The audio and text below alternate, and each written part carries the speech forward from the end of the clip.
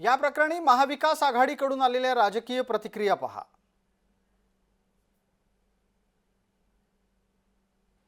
आमदाराच्या पीएच्या पत्नीचा ऍडमिशनसाठी जर 10 लाख रुपये मागत असतील, तेही केवळ डिलिव्हरीची पेशंट होती क्रिटिकल, 10 लाख रुपये तोही दिनानाथ।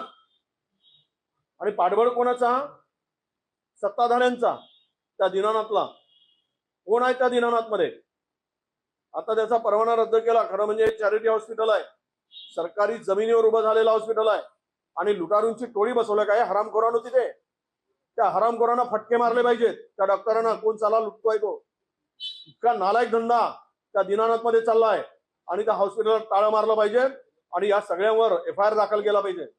तर आम्ही प्रकरण सोडणार नाही आहोत। त्या हॉस्पिटलवर काय कारवाई करणार आम्ही सगळ्यांनी लक्ष ठेवून आहे।